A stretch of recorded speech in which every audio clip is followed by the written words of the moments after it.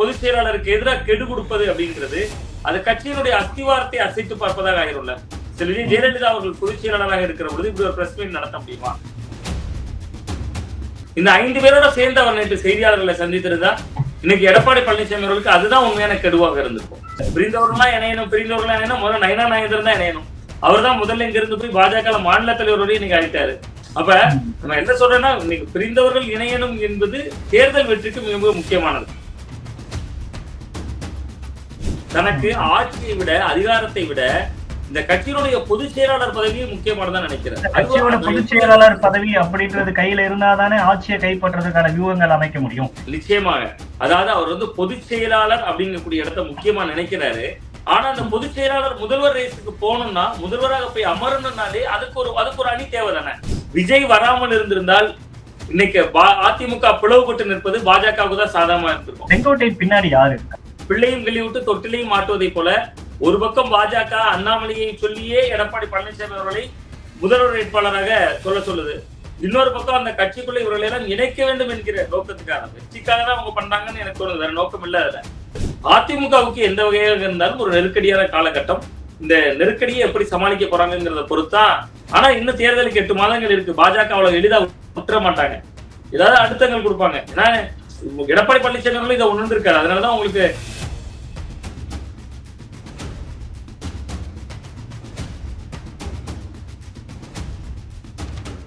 ஆச்சி Royal gulab jamun packs, ஒன்று வாங்கினால் ஒன்று இலவசம். டிடிபேட் நேயர்களுக்கு வணக்கம். இன்றைய சிறப்பு நேர்காணலில் நம்மோடு இணைந்திருக்கிறார் பத்திரிகையாளர் சுவாமிநாதன் அவர்கள். சார் வணக்கம். வணக்கம். செங்கோட்டையன் அனைத்து விதமான பொறுப்புகளில் இருந்தும் நீக்கப்பட்டிருக்கார். இதை எப்படி பாக்குறீங்க? இந்த ஒரு நீக்கம் அதிமுகவுக்கு என்ன விதமான பாதிப்பை ஏற்படும்?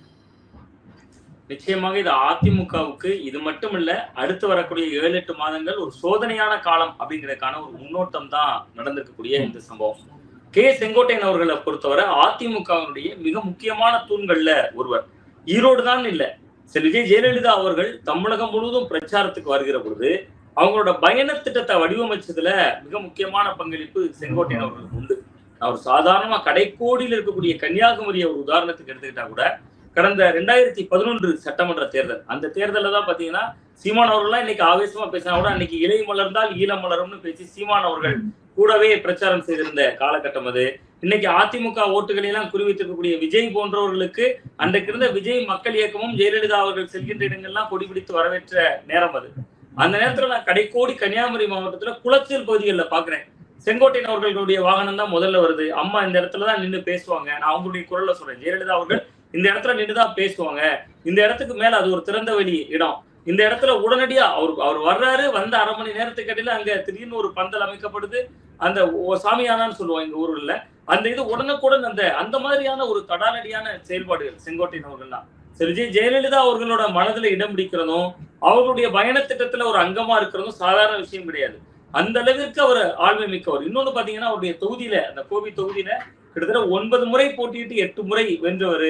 முதல் முறை அந்த சத்தியமங்கலத்தில் அவர் ஜெயித்தவர் அப்படின்னு தொடர்ச்சியான அவருடைய செயல்பாடுகளுடைய அடிப்படையில செங்கோட்டையன் மிக மிக முக்கியமானவர் அண்ணா திராவிட முன்னேற்ற கழகத்துக்கு.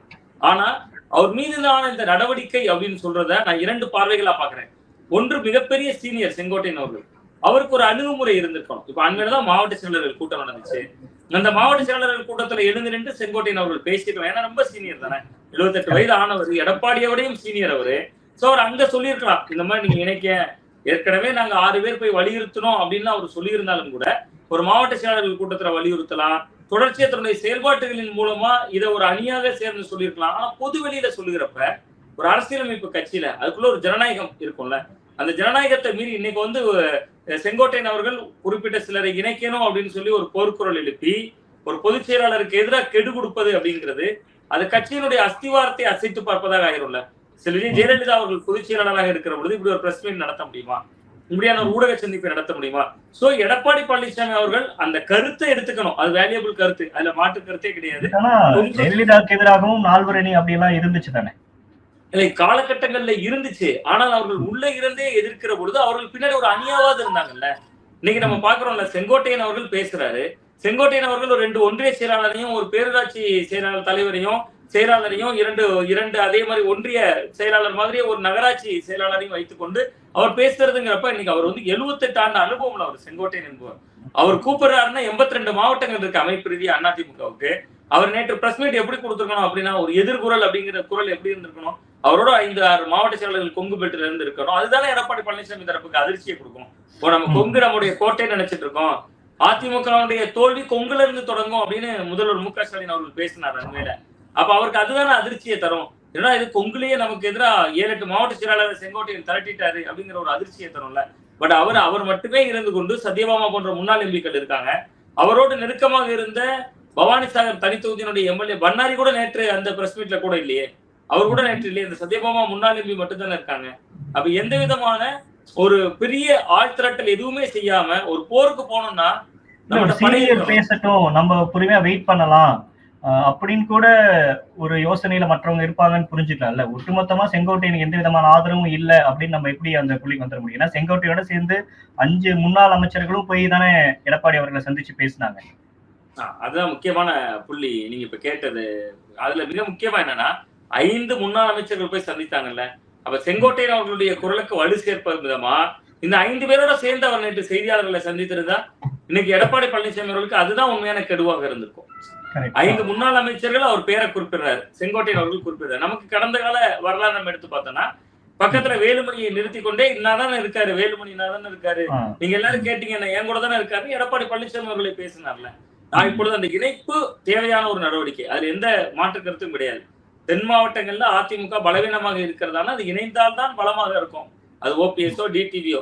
அதே நேரத்தில் இவர்கள் எல்லாம் இணைகிறது ஒரு பக்கம் இருந்தாலும் அதிமுகவை எதிர்த்து விட்டு ஓபிஎஸ்ஓ டிடிவியோ ஜெயிச்சிட்டாங்களா அந்த கேள்வி முக்கியமானது இல்ல. டிடிவி தினகரன் கோவில்பட்டியில வந்து நிக்கிறாரு. கோவில்பட்டியில நிக்கிறப்ப நான் அந்த பகுதியை சேர்ந்த ஒரு செய்தியாளர் முறையில நிறைய அந்த களத்துக்கு சென்றிருக்கிறவன் என்கிற பத்திரிகையாளர் என்கிற அடிப்படையில கோவில்பட்டியில என்ன நடந்தது, கடம்பூர் ராஜு நாயக்கர் சமூகத்தை சேர்ந்தவர், அங்க திமுக கூட்டணியில மார்க்சிஸ்ட் கம்யூனிஸ்ட் கட்சிக்கு ஒதுக்குறாங்க, அந்த வேட்பாளரும் நாயக்கர் சமூகத்தை சேர்ந்தவர். ஆன பின்பும் ஒரே முக்குளத்து வேட்பாளராக நின்ற பின்பும் கூட டிடிவி தினகரன் அவர்களால ஜெயிக்க முடியல. நீங்க இன்னொரு உதாரணம் எடுத்துக்கலாம். பன்னீர்செல்வம் அவர்கள் ராமநாதபுரத்துல போறாரு, 3 லட்சத்துக்கு மேல ஓட்டு வாங்குறாரு. ரொம்ப பிரமாதமான விஷயம், உண்மையிலேயே ஒரு மிகப்பெரிய ஓட் பேங்க் அது. அது மட்டும் இல்லாம டிடிவி தினகரன் அவர்கள் நாடாளுமன்றத்தில் எடுத்த ஓட்டெல்லாம் மிக முக்கியமா கவனிக்க தகுந்த ஓட்டுகள். பட் அதிமுகவை எதிர்த்து விட்டு இவங்களுக்கு லாபம் ஆயிருச்சு அது. அப்ப இருதரப்புக்குமே சேதாரம் தானே இருக்கு. அப்ப இவங்களுக்கு அவர்கள் ஸ்பாயிலரா இருக்காங்க. அவர்களை பொறுத்தவரை எடப்பாடி எதிர்ப்பு என்கிற நிலைப்பாட்டில் இருந்து கொண்டு தேர்தலில் தோல்வி அடைகிறாங்க. இன்னொன்னு நீங்க பாத்தீங்கன்னா சமூகங்கள், அதாவது ஜாதி அப்படிங்கிறது வெற்றி பெறதுக்கான காரணிகள்ல ஒன்னாதான் இருக்க முடியும். பல காரணிகள் இருக்கும் ஒரு தேர்தலில் வெற்றி தோல்வியை நிர்ணயிக்கிறதுல. அதுல ஒரு காரணியா தான் அது இருக்க முடியும். அது மட்டுமே ஒரு வெற்றியை தந்துறாரு. அப்படி ஜாதி மட்டும்தான் வெற்றியை தரணும்னா கோவில்பட்டியில டிடிவி தினகரன் அவர்கள் ஜெயிச்சிருக்கணும், ராமநாதபுரத்துல ஓபிஎஸ் அவர்கள் ஜெயிச்சிருக்கணும். அதை கூட விட்டுருவோம். மாற்றம் முன்னேற்றம் அன்புமணியின் ராமதாஸ் அவர்கள் அன்புமணியை முன்னிலைப்படுத்திய நேரத்துல வட மாவட்டங்கள்லயாவது நம்ம ஜாதியிலிருந்து ஒருத்தர் முதல்வராகட்டும் நினைத்து அன்புமணியாவது அந்த தேர்தலில் கரை சேர்ந்திருக்கணும். ஒரு 10 பேராவது ஜெயிச்சிருக்கணும்ல, அதுவே நடக்கல. அப்ப தமிழக அரசியல் களத்தை பொறுத்தவரை ஜாதியை முன்னிறுத்தி ஒரு வெற்றி வராது. ஜாதி வெற்றி பெறுவதற்கான காரணிகள்ல ஒன்னா இருக்கும். அப்ப எடப்பாடி பழனிசாமி அவர்கள் அதையெல்லாம் மறுபரிசீலனை செய்யணும். இப்ப தென் மாவட்டங்கள்ல முக்குளத்தோர் ஓட்டு தனக்கு எதிராக இருக்கு, எதிராக நின்று அவர்களும் ஜெயிச்சிடல. தேர்தலுக்கு முன்னாடி வலுப்படுத்திடணும், தென் மாவட்டங்கள் இருக்கக்கூடிய அந்த ஒரு சலசலப்பை வந்து தீர்த்தரணும் அப்படின்னா அவரும் பலவிதமான யுக்திகளை எடுத்துட்டு இருக்காரு. ஆனா இப்ப இவங்க எல்லாம் கட்சிக்குள்ள சேர்க்கறனால மீண்டும் அவங்க ஒரு புரட்சியை ஏற்படுத்த மாட்டாங்க, மீண்டும் அவங்களோட டாமினன்ஸ் கட்சிக்குள்ள வந்துடாது அப்படின்றதுக்கு எந்த உத்தரவாதம் இருக்கு? அவர் கட்சியோட பொதுச் செயலாளர் அப்படின்ற முறையில இது எல்லாத்தையும் கணக்கிடாம இருப்பாரா? நிச்சயமாக செல்வி ஜெயலலிதா அவர்களுடைய காலத்துல இப்பெல்லாம் யாருமே அதிமுகவினர் போஸ்டர்ல கூட அந்த வார்த்தை போடுறது இல்ல பிரதீப். இப்ப நம்ம வந்து ஒரு பத்திரிகையாளராக களத்துல பாக்குறப்ப நம்முடைய அந்த மாணவ பருவம் இளைஞர் பருவத்துல அதிமுக பார்த்தா ஒரு வார்த்தை போஸ்டர்ல இடம்பெறும், கழகமே கோயில் அம்மாவே தெய்வம் அப்படின்னு போடுவாங்க. கேலண்டர் கொடுப்பாங்க. அதிமுகவினர் வந்து வீடுகளில் கேலண்டர் போட்டிருப்பாங்க. அந்த மாவட்ட செயலர் அடிக்கிற கேலண்டர், அமைச்சர்கள் அடிக்கிற கேலண்டர்ல பாத்தீங்கன்னா பார்க்க ஜெயா டிவி, படிக்க நமது எம்ஜிஆர்னு போட்டிருப்பாங்க. அதுல எல்லா வார்த்தையிலையும் இடம்பெற்றிருக்கும் கழகமே கோயில் அம்மாவே தெய்வம்னு. அது என்னன்னா எங்களுக்கு எல்லாமே ரெட்டையிலே தான், எல்லாமே கட்சி தான். இப்ப எடப்பாடி பழனிசாமி அப்படிதான் நினைக்கிறாரு. தனக்கு ஆட்சியை விட அதிகாரத்தை விட இந்த கட்சியினுடைய பொதுச் செயலாளர் பதவியே முக்கியமானதான் நினைக்கிறார். கட்சியோட பொதுச் செயலாளர் பதவி அப்படின்றது கையில இருந்தாதானே ஆட்சியை கைப்பற்றதுக்கான வியூகங்கள் அமைக்க முடியும். இப்ப ஓபிஎஸ் சேர்த்துக்கிறாரு அப்படின்னா ஓபிஎஸ் ஒரு கருத்தை சொல்வாரு, சசிகலா இன்னொரு கருத்தை சொல்லுவாங்க, டிடிவி இன்னொரு கருத்தை சொல்வாரு. அப்படின்றப்ப இப்ப எல்லாரும் கருத்துக்களை சொல்லிட்டு இருந்தாங்கன்னா இப்படி ஒரு கட்சி இயங்க முடியும்னு ஒரு பார்வை இருக்குல்ல. நிச்சயமாக அதாவது அவர் வந்து பொதுச் செயலாளர் அப்படிங்கக்கூடிய இடத்த முக்கியமா நினைக்கிறாரு. ஆனா அந்த பொதுச் செயலாளர் முதல்வர் ரேஸுக்கு போகணும்னா, முதல்வராக போய் அமரணும்னாலே அதுக்கு ஒரு அணி தேவை தானே. உங்களால கூட்டணியே அமைக்க முடியலையே. ஒரு வலுவான கூட்டணி என்பது பாஜகவை தவிர்த்து இன்னுமே வரைக்கும் ஒரு ஜி.கே. வாசன் மட்டும்தான் இருக்காரு. இன்னைக்கு கூட காமெடியா ஒரு மீம்ஸ் பார்த்தேன். பாஜக இதுக்கு பின்னால இருக்கிறதா அந்த மீம்ஸ் சொல்லுது. அதான் அந்த மீம்ஸோட செய்தி. அது மீம்ஸா இருந்தாலும் அதுக்குள்ள ஒரு நல்ல கருத்து இருக்கு. பாமக உடைச்சிட்டாங்க, அதிமுக உடைச்சிட்டாங்க, எல்லா கட்சியிலையும் உடைச்சிட்டாங்க. இந்த ஜி.கே. வாசனை மட்டும் தான் உடைக்கவே இல்லை. உங்கள்கிட்ட உடைக்கிறதுக்கு உங்களை தவிர யார் இருக்கான்னு அந்த மீம் சொல்லும். அப்ப அது ஒரு நகைச்சுவைக்காக சொன்னாலும் கூட இன்னைக்கு வந்து நிலைமை என்னன்னா, ஒரு பொதுச் செயலாளர் முதல்வர் ரேஸுக்கு போகணும்ல. முதல்வர் ரேஸுக்கு அவர் போகணும்னா என்ன செய்யணும்? அதுக்கு முதல்ல ஒரு ஆள் படை அம்பாரி எல்லாம் திரட்டினாதானே ஒரு போர் புரிய முடியும். அதற்கான வலுவான ஒரு வேட்பாளர்கள் வேணும். வேட்பாளர்கள் அதிமுகவால மட்டும்தான் திமுக அணியை வீழ்த்த முடியும் அப்படின்றது ஒரு பெர்செப்ஷனா இல்ல கலை யதார்த்தம் அப்படிதான் இருக்கா? தென் மாவட்டங்கள்ல மிக குறிப்பா 58 சட்டமன்ற தொகுதிகள் இருக்கு.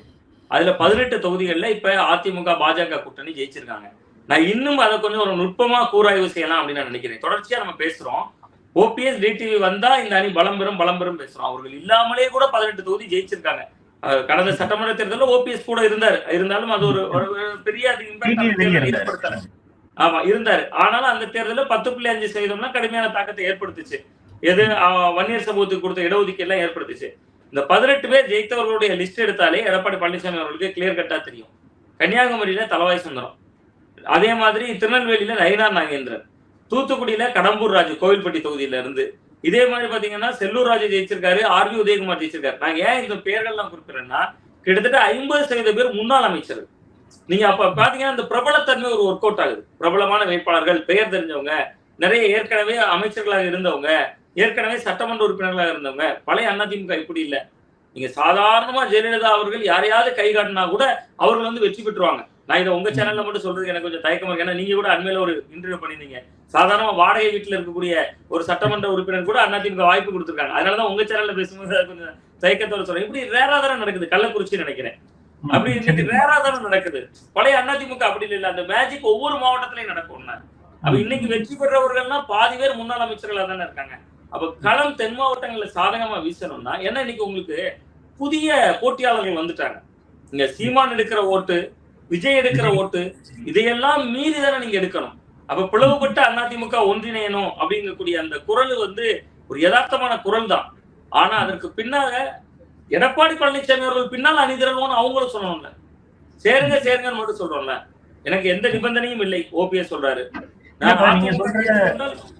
கட்சியில இருந்து வெளியே இருக்கிறவங்க ஒன்றுபட்ட அதிமுகவாலதான் வீழ்த்த முடியும், மீண்டும் ஆட்சி கட்டலுக்கு வர முடியும் அப்படின்னு பேசுறாங்க. ஆனா கட்சிக்குள்ள இருக்கக்கூடிய மற்ற சீனியர்ஸ், ஈவன் இவரு செங்கோட்டையோட போய் பார்த்த 5 பேருமே மௌனமாக தான் இருக்காங்க. யாருமே எந்த ஒரு கருத்தையும் சொல்லல. அப்ப கட்சி இன்டாக்டா தான் இருக்கு. அவங்க 2026 தேர்தலுக்கு தயாராகிட்டாங்க. சோ இந்த மாதிரியான அஸ்டில்கெல்லாம் பல பதில் சொல்ல தேவையில்லை அப்படின்றதானே அவங்களோட ஸ்டேட்மெண்டா இருக்கு. ஆமா, நிச்சயமாக இன்னைக்கு வந்து கட்சி உறுதியா தான் இருக்கு. கட்சிக்குள்ள இருந்து எதிர்ப்பு குரல் வரல. இப்ப நீங்க செங்கோட்டையன் குரலை நீங்க அனுமதிச்சுக்கிட்டே இருக்கீங்கன்னு வச்சுங்களேன். நீங்க 10 நாள் கெடு கொடுத்திருக்காரு. கெடு கொடுத்தவருக்குதான் இப்ப கேடா முடிந்திருக்கிறது. ஏன்னா 10 நாள் கெடு கொடுத்திருக்காரு. அந்த 10 நாள் கெடு கொடையில அடுத்த நாளே இவர் வந்து அவரை தடாலடியா கட்சி பொறுப்புகள் இருந்து நீக்கிட்டாரு. ஒருவேளை பொறுப்பை நீக்கலைன்னா நாளைக்கு வேறு மாவட்டங்கள்ல வேறு கோரிக்கைகளோட ஒவ்வொருத்தர் பிரச்சனை சந்திச்சிட்டாங்கன்னா அது கட்சிக்கு ஒரு மிகப்பெரிய சவாலா அமைந்துரும்ல. சோ அந்த வகையில நம்ம இதை அணுகணும்னா எடப்பாடி பழனிசாமி அவர்கள் எடுத்திருக்க இன்றைய நடவடிக்கை என்பது மிகச் சரியானதான். அதுல சந்தேகம் இல்லை. நான் என்ன சொல்றேன்னா, ஓபிஎஸ் ஒரு நிலைப்பாட்டை சொல்றார், எனக்கு எந்த நிபந்தனையும் இல்லை அப்படிங்கிறார். டிடிவி தினகரன் அவர்களும் அப்படிதான் இடைக்காலமா சொல்லிட்டு இருந்தார். இன்னைக்குதான் அவர் ஸ்டாண்ட மாத்திருக்காரு. நாங்க யாரை வைத்து கட்சி ஆரம்பித்தோம் என்கிற துணியில பேசுறாரு.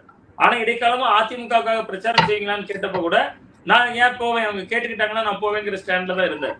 அப்ப எடப்பாடி பழனிசாமி அவர்கள் ராஜதந்திரமாக பாஜகவுக்குள்ள உள்ஒதுக்கீடு அவர்களை தான் கொண்டு வந்து தேர்தல் ஆணையத்தில் நிலுவையில் இருக்கக்கூடிய அதிமுகவுடைய அனைத்து வழக்குகளையும் அதை மையப்படுத்தி முடித்துக் கொள்ளணும்.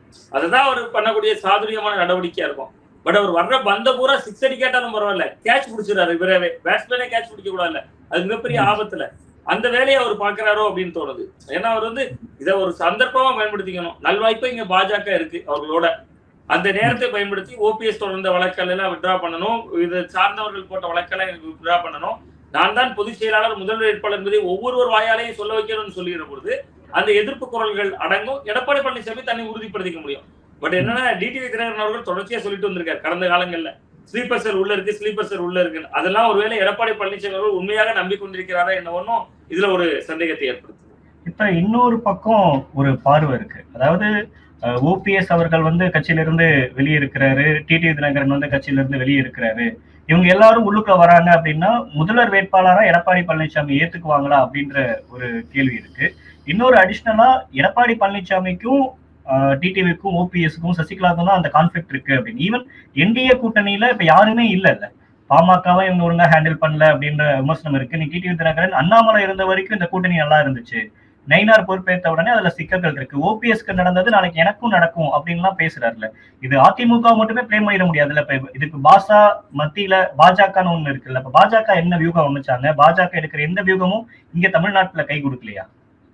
நிச்சயமா பாஜகவனுடைய தேர்தல் வியூகங்கள் எதுவுமே தமிழ் மண்ணில எடுபடல. நீங்க அதிமுக உடைத்தது யாரும் முதல்ல? நீங்க ஓபிஎஸ் தர்ம யுத்தம் நடத்தினது யாரை கேட்டு நடத்துறீங்க அப்படின்னு கேட்டப்ப அவரே சொல்லியிருக்காரு. ஆடிட்டர் குருமூர்த்தி சொல்லிதான் நான் தர்ம யுத்தம் நடத்தினேன் அப்படின்னாரு. டிடிவி தினகரன் அவர்கள் அதிகாரத்திற்கு வருகிற பொழுது அதை தடுத்தது யாருன்னு நம்ம எல்லாருக்குமே நன்கு தெரியும். சசிகலா அவர்களுக்கு யாரெல்லாம் முட்டுக்கட்டை போட்டார்கள்னு தெரியும். அப்ப இந்த இயக்கம் உடையறதுக்கே பாஜக தான் முதல்ல காரணமா இருந்துச்சு. இன்னைக்கு அந்த இயக்கம் சேரணுங்கிறதுக்கும் பாஜக தான் முயற்சி எடுத்துட்டு இருக்கு. ஏன் முயற்சி எடுக்கிறாங்கிற கேள்விதான் முக்கியமானது. ஏன்னா ஏற்கனவே பாஜக ஒரு விஷயத்தை தெளிவுபடுத்தியிருந்தாங்க. எங்க இலக்கு 2026 இல்ல, எங்களுக்கு 2029 பாராளுமன்ற தேர்தல் தான் இலக்கு. நான் சொல்றேன், நயனா நாகேந்திரனே சொல்லியிருந்தார், பல நேர்காணல்கள்ல சொல்லியிருந்தார். ஆனா இன்னைக்கு ஏன் அவர்கள் இது இணையணும்னு நினைக்கிறாங்கன்னா, அதிமுகவை அழித்து விட்டு பாஜக வந்துடலாம்னு நினைச்சாங்க. ஆனா அந்த இடத்துல விஜய் வந்து நிப்பாரு அவங்க கனவுல கூட நினைச்சு பார்க்கல. நடிகர் கட்சி ஆரம்பிக்கிறாரு, ஏதோ கூட்டம் வரும், 4 பேர் வருவாங்க போவாங்க பேசுவாரு, அவர் பாஜகக்கெல்லாம் எதிராக பேச மாட்டாரு, ஏன்னோ ஒண்ணு நடந்துட்டு போயிரும் அப்படின்னு நினைச்சாங்க. ஆனா அவரு அரசியல் எதிரியா திமுகவையும் கொள்கை எதிரியா பாஜகவையும் அறிவிச்சதுனால தமிழ்நாட்டு அரசியல் களம் இனியும் திராவிட கட்சிகளுடைய பிடியில. நம்ம தவைக்காக ஒரு திராவிட கட்சியா தான் பெரியாரை கொள்கை தலைவரா சொல்றாங்க, அண்ணாவை சொல்றாங்க, எல்லாமே சொல்றதுனால அதுவும் திராவிட பாரம்பரியம் உள்ள ஒரு கட்சி தான். சோ அந்த பாஜகவுக்கு அந்த இடத்துலதான் அழுத்தம் வருது. விஜய் தான் இன்றைக்கு அவர்களுக்கு அச்சுறுத்தலாக மாறி இருக்காரு. நான் சொன்னா நிறைய பேர் இது எப்படி சாத்தியம் அப்படின்னு கூட கேட்கலாம். விஜய் வராமல் இருந்திருந்தால் இன்னைக்கு அதிமுக பிளவுபட்டு நிற்பது பாஜகவுக்கு தான் சாதகமா இருந்திருக்கும். 4 சட்டமன்ற உறுப்பினர்கள் இருக்கிறவங்க 10 ஆக்கியிருப்பாங்க, 12 கூட ஆக்கியிருக்கலாம். அது அவர்களுடைய திறமை, அவர்கள் எத்தனையோ ஒன்று ஆக்கியிருக்கலாம். பட் இந்த இங்க வந்து அதிமுக என்பது அழிந்தா பாஜக மட்டும் நேரத்தை கேப்சர் பண்ணிடாது, டிவிகேவும் காத்திருக்கு அப்படிங்கக்கூடிய ஒரு குறியீடு தான் இன்னைக்கு வந்து அவர்களை வந்து இவர்களை இணைத்து எப்படியாவது திமுக ஆட்சியை வீட்டுக்கு அனுப்பிடணும் அப்படிங்கக்கூடிய மெனக்கடலை உருவாக்குது. இன்னொன்னு சொல்றாங்க, பிரிந்தவர்கள்லாம் இணையணும், பிரிந்தவர்கள்லாம் இணையணும், முதல்ல நயனா நாகேந்திரன் தான் இணையணும். அவர் தான் முதல்ல இங்க இருந்து போய் பாஜக மாநில தலைவரோடய இன்னைக்கு ஆயிட்டாரு. அப்ப நம்ம என்ன சொல்றோம்னா, இன்னைக்கு பிரிந்தவர்கள் இணையணும் என்பது தேர்தல் வெற்றிக்கு மிக மிக முக்கியமானது. அப்ப எடப்பாடி பழனிசாமி அவர்கள் என்ன செய்யணும்னா ஒரு நிலைப்பாட்டை எடுக்கணும். நான் தான் முதல்வர் வேட்பாளர், நான் தான் பொதுச் செயலாளர், இதை ஏத்துக்கிட்டு வர்றவங்க வாங்க ஒரு சிட்டிங் பேச தவறு ஒன்று இல்லையோ, ஆட்சிக்கு வரணும் இல்ல.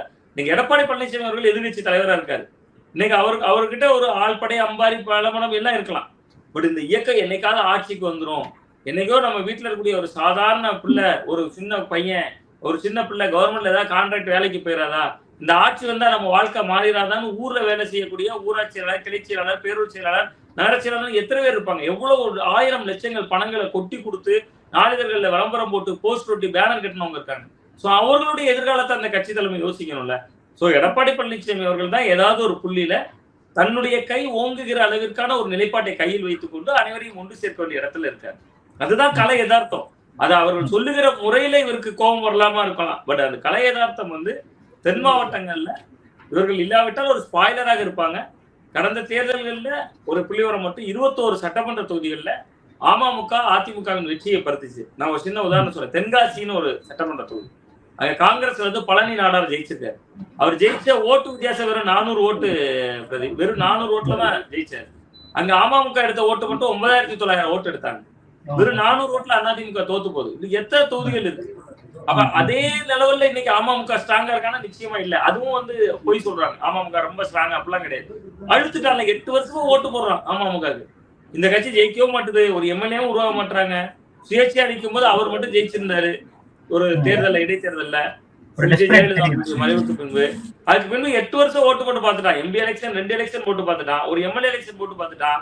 ஒரு கட்சியுமே இந்த கட்சி ஜெயிக்கவே இல்லை. பாதி பேர் அதிமுக போயிட்டான். பட் ஆனா ஸ்பாய்லரா இருப்பாங்கல்ல, இந்த தேர்தலையும் அந்த ஸ்பாய்லர் இருக்காங்கல்ல. 10,000 எடுத்த தொகுதிகள்ல 5000 எடுப்பாங்கல்ல, 3000 எடுப்பாங்கல்ல. நடக்க போறது சட்டமன்ற தேர்தல்ல சில 100 ஓட்டுகள் கூட வெற்றி தோல்வியை தீர்மானிக்கும்ல. சோ அதிமுகவுக்கு வெற்றி முக்கியம்.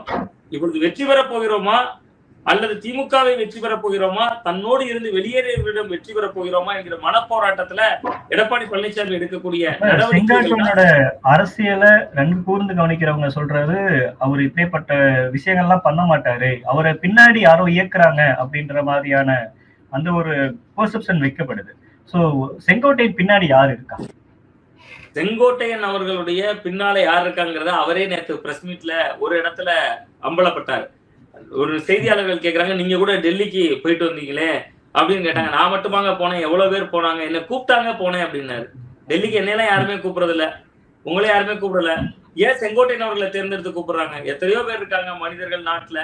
108 கோடி மக்களையும் டெல்லிக்கு வாங்க நான் கூப்பிடுறாங்க. யாரை வைத்து கலகம் செய்ய முடியுமோ அவர்களை டெல்லிக்கு அழைக்கிறாங்க. அதான் நான் சொன்னேன், பிள்ளையும் கிள்ளி விட்டு தொட்டிலையும் மாட்டுவதை போல ஒரு பக்கம் பாஜக அண்ணாமலையை சொல்லியே எடப்பாடி பழனிசாமி அவர்களை முதல்வர் வேட்பாளராக சொல்லுது.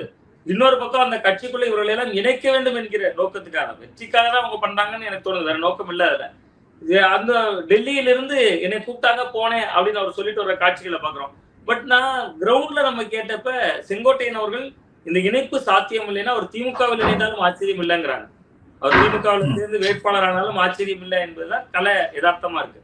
ஏன்னா இந்த மாவட்டத்துல தெரியும் உங்களுக்கு, ஈரோடு ஏற்கனவே ஈரோடு முத்துசாமி அதிமுகவில் இருந்து அந்த பக்கம் போனவர், அவர் அமைச்சராக இருக்கிறார். அந்த கொங்கு மண்டலத்துக்கு தேர்தல் பொறுப்பாளராக இருக்கக்கூடிய செந்தில் பாலாஜியே ஏற்கனவே அதிமுகவுல இருந்து திமுகவுக்கு போனவர். சோ அந்த வழித்தோன்றல அவங்க ஸ்கெட்ச் போட்டாங்கன்னா, செங்கோட்டையன் அவர்களுக்கு சீட்டு தரேன்னு உத்தரவாதப்படுத்துறாங்கன்னா அதிமுகவுக்கு அந்த தொகுதியில் வருவாரா? அதிமுக கரவெட்டி எம்ஜிஆரோட தீவிர பக்தர் எப்படி திமுகவோட கரவெட்டி கட்டுவாரு அப்படின்னு ஒண்ணு இருக்குல்ல? இல்ல, நிச்சயமாக. எனக்கு 78 வயதாகுது பிரதீப் அவருக்கு, 78 வயது. அத்தனை நீண்ட அனுபவம் கொண்டவர். 9 முறை தொடர்ச்சியாக ஒரு சட்டமன்ற தொகுதியில வெற்றி பெற்றுவார். இன்னொரு தடவை வெற்றி பெற்றாரா அவர் கேரளத்தினுடைய உமன் சாண்டி அவர்களுடைய எண்ணிக்கையை சமன் செய்திருவார், கலைஞரை போன்று. அந்த அளவு நீண்ட பாரம்பரியமிக்க ஒரு அரசியல்வாதிய நீங்க ஒரு மாவட்ட செயலாளரா வச்சிருக்கீங்க, அமைப்பு செயலாளர் வச்சிருக்கீங்க. அவருக்கு எதிர்குரல் கொடுத்தோன்னா கட்சியை தூக்கி நடவடிக்கை என்கிற பேர்ல அவருடைய பொறுப்புகள் பதவிகள் பறிக்கப்படுது. இன்னொன்று, அவருக்கு நிறைய மனவேதனைகள் இருக்கு. அந்த ஈரோடு அந்த புறநகர் மாவட்ட செயலாளர் பகுதிக்குள்ள இவரோட அனுமதி இல்லாமலே 4 பேரை மாநில பொறுப்புக்கு போட்டிருக்காரு எடப்பாடி பழனிசாமி அவர்கள். கடந்த காலங்கள்ல 4 பேரை போட்டிருக்காரு. இதெல்லாம் அவருக்கு ரொம்ப மன வருத்தமா இருக்கு. அப்ப அவர் ஒரு கட்டத்துக்கு மேல அவரை நம்பி கொஞ்சம் பேர் அரசியல் சேர்ந்திருப்பாங்கல்ல, அவர்கள் மடை மாற்றுவாங்கல்ல, திசை மாற்றுவாங்கல்ல. இப்படியே போச்சுன்னா எப்படி இவருக்கு சீட்டு முதல்ல கொடுப்பாரு எடப்பாடி பழனிசாமி அவர்கள்? அணிகளே இணைந்தாலும் கூட இவருக்கு சீட்டு உத்தரவாதப்படுத்துவாரா? இப்ப நாளைக்கே ஓபிஎஸ் கூப்பிட்டு, டிடிவியை கூப்பிட்டு, சசிகலா அவர்கள் எல்லாம் கூப்பிட்டு நீங்க எல்லாரும் வாங்க சிட்டிக்கு உட்கார்ந்து பேசுவோம், நான் இணைந்துருவோம் நம்ம எல்லாம் சொல்லி பேசும்போது, இவன் இந்த இணைப்புக்காக குரல் கொடுத்த செங்கோட்டையனுக்கு நிச்சயமா சீட்டு கொடுக்கணும்னு இந்த 3 பேர் பேசுவாங்களா? முதல்ல அந்த இணைப்புக்காக தானே பேசுவாங்க. அப்ப இணைப்புக்காக தானே பேசுவாங்க. அப்ப செங்கோட்டையன் அவர்களுக்கான நெருக்கடியா தானே இது மாறும். செங்கோட்டையன் அவர்கள் இதையெல்லாம் உணர்ந்துதான் பேசியிருக்கிறார். அவர் பாஜக சொல்லி டெல்லி தலைமையின் ஆசீர்வாதத்தோடு பேசியதாக எனக்கு தோன்றுகிறது. ஆனா அவர் போய் சேர்கின்ற இடம் நிச்சயமா பாஜகவாக இருக்காது. திமுக அவரை ஏற்றுக்கொள்வதற்கோ தயாராக தான் இருப்பாங்க அப்படின்னு நான் பாக்குறேன். நீங்க பார்க்கலாம், ஒரு சின்ன உதாரணம் தான். பவானி சாகர் தொகுதி எம்எல்ஏ 3 நாள் அவர் பின்னாடியே சுத்தினாரு. நேற்று பிரஸ் மீட் கொடுக்குற அன்னைக்கு அந்த பண்ணாரி அவர் கூடவே இல்லை. அப்ப அந்த கலை யதார்த்தம் அதுதானே. உங்களுக்கு கிரவுண்ட்ல செங்கோட்டையன் என்பவர் பெரிய ஆளுமையாக இருந்தாலும் கூட இன்னைக்கு எடப்பாடி பழனிசாமி அவர்கள் நடவடிக்கை எடுத்துருவார். அந்த சின்னத்துக்கு தான் வேல்யூ. அந்த இரட்டைகளே என்கிற சின்னம். நான் தொகுதிக்குள்ள சர்வே போயிருந்தேன், பல தொகுதிகள் எங்க தென் மாவட்டங்கள் எல்லாம் போயிருந்தேன். நம்மளாம் நினைக்கிறோம் ரெட்டை இலை பலவீனமா இருக்கு, அதான் இருக்கு, இதா இருக்குன்னு. 60 வயதுக்கு மேற்பட்டவர்கள்ட்ட நம்ம பேசினா கண்ணை மூடிட்டு ரெட்டை இலைன்னு சொல்றவங்க இருக்காங்க. 60 வயதுக்கு கீழே உள்ளவங்க நான் சொல்லல, 60 வயதுக்கு மேல உள்ளவர்கள் ஏதோ ஒரு திட்டத்தால பலனடைஞ்சவங்க. ஜெயலலிதா, எம்ஜிஆர் என்கிற ஓட் பேங்க், அது எடப்பாடி பழனிசாமி அவருடைய ஓட் பேங்க் இல்ல. பட் அந்த ஓட் பேங்க் இருக்கத்தான் செய்யுது. அதை அவர் தக்க வைக்க வேண்டிய இடத்துல அவர் இருக்கிறார். அது அவருக்கான சவாலாக நம்ம. இன்னொரு பக்கம் இந்த 3 பேரும் ஓபிஎஸ் ஆகட்டும், சசிகலா, டிடி தினகரன், இவங்க எல்லாம் நீ ஒன்றுபட்ட அதிமுக வந்துடணும் அப்படின்னு முயற்சி பண்ணாங்க. அவங்க ஏற்கனவே அந்த வகைத்த என்டிஏ கூட்டணியிலும் அவங்க இல்லை. அப்ப இன்னைக்கு டிடிவி பேசுறப்ப விஜயோட கூட்டணிக்கு போனா என்ன தப்பு அப்படின்ற ஒரு வார்த்தையும் பயன்படுத்துறாரு. சோ இவங்க எல்லாருக்கும் விஜய் ஒரு ஆப்ஷனா இருக்காரு. நிச்சயமாக நாம் தமிழருக்கு போக வாய்ப்பில்லை, அவர் தனித்துதான் தேர்தலை சந்திப்பார். அப்படி நீங்க பாக்குறப்ப விஜய் இருக்கிறதுனாலதான் உங்களுக்கு டிமாண்டிங் கெப்பாசிட்டியே வருது. ஒரு பேர வலிமையை இவர்கள் கூட்டுவதற்கான வாய்ப்பே விஜய் அவர்களாலதான் வருது. ஏன்னா இன்னைக்கு நான் ஒரு உதாரணம் மட்டும் சொன்னேன், அது ஏற்கனவே கடந்த நம்ம பேசுகிற பொழுது சொன்னேன். நீங்க கோவில்பட்டியில டிடிவி தினகரன் அவர்கள் கணிசமான ஓட்டு எடுக்கிறார், வெற்றி பெற முடியல. நீங்க அதே மாதிரி ஓபிஎஸ் அவர்கள் கணிசமான ஓட்டு எடுக்கிறார், வெற்றி பெற முடியல. பாராளுமன்ற தேர்தலில் டிடிவிக்கு இதே நிலைப்பாடு தான் வருது. இங்கெல்லாம் என்ன நடந்துருதுன்னா, அந்த சமூக வாக்குகளே அறுவடை செஞ்சுறாங்க. பட் காமனா இருக்கக்கூடிய மக்களுடைய ஓட்டு உள்ளணும்ல. நீங்க எல்லா தரப்பு மக்களுடைய ஓட்டை வாங்கினா தானே வெற்றி பெற முடியும். இது என்ன ஜாதிவாரி கணக்கெடுப்பா, என் ஜாதிக்காரன் பூரா ஓட்டு போட்டு நான் எத்தனை பேர் இருக்கான்னு எண்ணி சொல்லிடுறேங்கிற மாதிரி இவர்கள் எல்லாம் எப்படி இந்த ஜாதியை புறக்கணிச்சுட்டாங்கன்னு அங்க பேச பேச பேச பேச அதுக்கு மாற்று சமூகம் ஒரு பொது சிந்தனையில உள்ளவங்க எல்லாம் இந்த ஜாதிக்காரங்க மட்டும்தாங்க ஓட்டு போடுறாங்கன்னு எதிரா போடுறாங்க. இது அவர்கள் உணர்றாங்களா உணரலையா என்பது எனக்கு தெரியல. அப்ப அந்த தன்மை மாறணும்னா அதுதான் சொன்னேன், அவர்கள் இரட்டை இலை சின்னத்துல போட்டியிடணும் அல்லது வேற ஏதோ கூட்டணியோட சேர்ந்திருந்து ஒரு வலுவான கட்சிகளோட போட்டியிடணும். அதுக்கு விஜய் மாற்றா இருப்பார். நீங்க விஜய் இன்னைக்கு இல்லாத ஊர் இல்ல. நீங்க தென் மாவட்டங்கள்ல எந்த கிராமம் என்றாலும் சரி, எந்த வீடு என்றாலும் சரி, வீட்டுக்கு ஒருவராவது விஜய் ரசிகர் இருக்காங்க. நான் பல இடங்கள்ல சொல்றேன், வீட்டுக்கு ஒருவராவது விஜய் ரசிகர் இருக்காங்க. வீட்டுக்கு ஒருவர் இருந்தா ஓட்டு போட்டுருவாங்களான்னு கேக்குறாங்க. அது ரெண்டாவது. நீங்க கிட்டத்தட்ட 69,000 பூத் இருக்கு. 69,000 பூத்துக்கு 50 ஓட்டு வாங்கினாலே விஜய் 34 லட்சம் ஓட்டு எடுத்துருவாரு. சீமான் 10 ஆண்டுகள் கடினமாக உழைத்து வாங்கின ஓட்டு அது. 50 ஓட்டு கூட பூத்துக்கு வாங்காத ஊர் இல்ல எனக்கு விஜய் கட்சி. அந்த அளவுக்காவது இருக்காங்க. சோ இப்ப விஜய் போன்றவர்களோடு இவர்கள் சேருகிற பொழுது அது அதிமுகவுக்கு கடும் நெருக்கடியா மாறி. இன்னொன்னு, விஜய் இவர்களை சேர்த்துக்கொள்வாரான்னு கேட்டா அவரும் பாவம் 2 ஆண்டுகளுக்கு முன்னாடியே சொல்றாரு, ஆட்சியில் அதிகாரத்தில் பங்கு. ஒருவேளை விஜய் புதுசா யாராவது கதை வச்சிருந்தீங்கன்னா வாங்க, நான் ஜனநாயகனுக்கு அப்புறம் இன்னும் 2 படம் நடிக்கலான்னு இருக்கேன், என் கூட நடிக்கிறவங்க எல்லாம் வாங்கன்னு கூப்பிட்டா அவர் வீட்டு வாசல்ல ஏதோ மகளிருக்கு 1000 ரூபாய் கொடுக்குற ஃபார்ம் வாங்குற கூட்டத்தை விட கூட்டம் போய் நின்றோம். ஆனா கூட்டணின்னு கூப்பிடுறாரு, கதவு ஜன்னல் எல்லாத்தையும் திறந்து வச்சுட்டு தான் இருக்காரு. இதுவரை யாரும் வரமாட்டாங்க. சோ அந்த நேரத்துல இவர்கள் போகிற பொழுது அது விஜய்க்கும் பலனாக இருக்கலாம், இவர்களுக்கும் பலனாக இருக்கலாம்.